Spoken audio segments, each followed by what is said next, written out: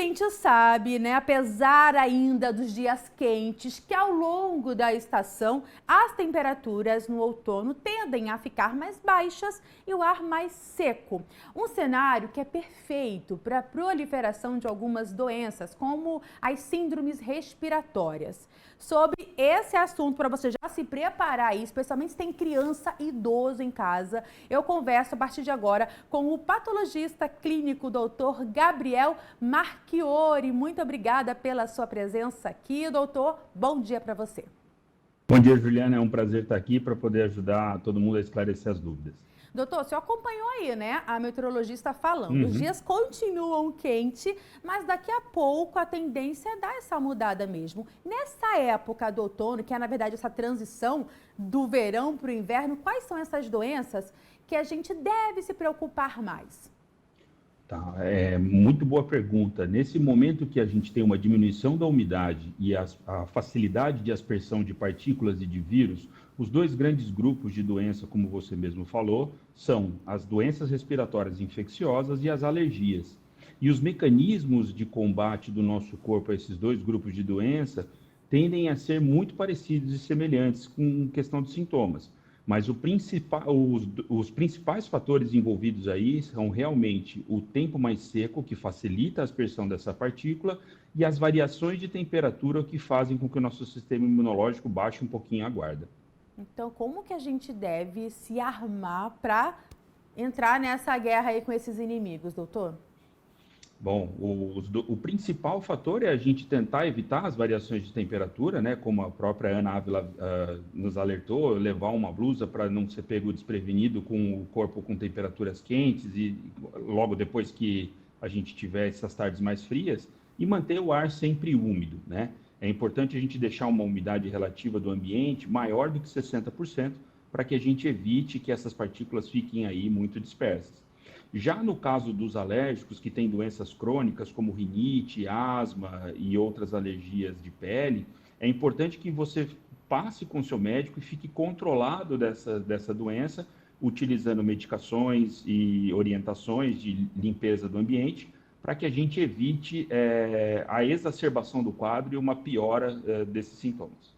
Doutor, e a gente, vamos trazer aqui para dentro de casa, né? Mantém essa casa mais aberta para ter uma ventilação maior, isso é apropriado. Também a questão do ar mais seco, como que a gente faz para deixar ele mais úmido, né? Tem várias dicas, inclusive caseiras, elas funcionam, não funcionam? Funcionam sim, Juliana. As dicas caseiras, que vão desde toalhas úmidas na beira do berço, balde próximo da cama, eles ajudam sim a melhorar, mas não são tão eficientes quanto os umidificadores que nós temos disponíveis hoje, e até por preços muito acessíveis, né? A importância do umidificador é que ele tenha um reservatório de água suficientemente grande para aguentar a noite toda, né? E deixar esse ambiente com mais de 60%, aí, como eu falei, de umidade relativa. A outra medida que nós devemos fazer, você mesmo falou, é de manter a casa arejada para que a gente evite o contato com essas partículas aí, principalmente dos alérgenos, né? Ácaro, poeira doméstica, restos de pedaços de pele mortas de animais, e que isso a gente deve fazer uma limpeza frequente.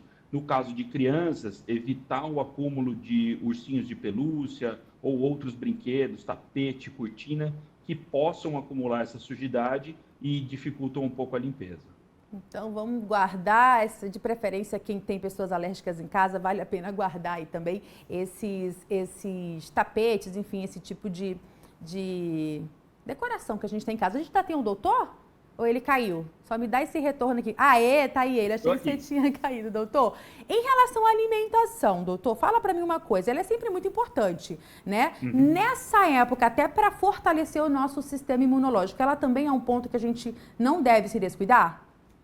Bom, a alimentação aí sempre é um ponto crucial de contato, principalmente, como eu falei, para aquelas pessoas que têm alergias conhecidas. Porque apesar do mecanismo da alergia alimentar ser um pouco mais sistêmico e não relacionado à via respiratória, a exacerbação de qualquer quadro alérgico pode piorar sempre o padrão respiratório ou levar a doenças mais graves.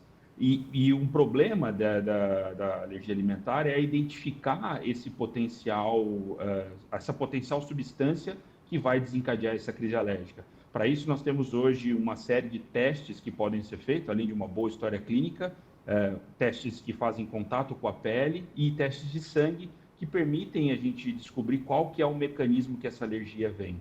Mas, via de regra, uma alimentação saudável é a base aí para todo o cuidado do nosso corpo. Perfeito, doutor. Quero agradecer muito a sua presença aqui no Edição Manhã. Com certeza vamos nos falar mais vezes ao longo dessa estação, porque tem muito assunto para a gente tratar aqui. Muito obrigada, um ótimo dia para você. Eu que agradeço, um bom dia a vocês. E se você de casa quer rever essa nossa conversa e compartilhar, é só você entrar no nosso canal do YouTube, que tá tudo lá para você, viu?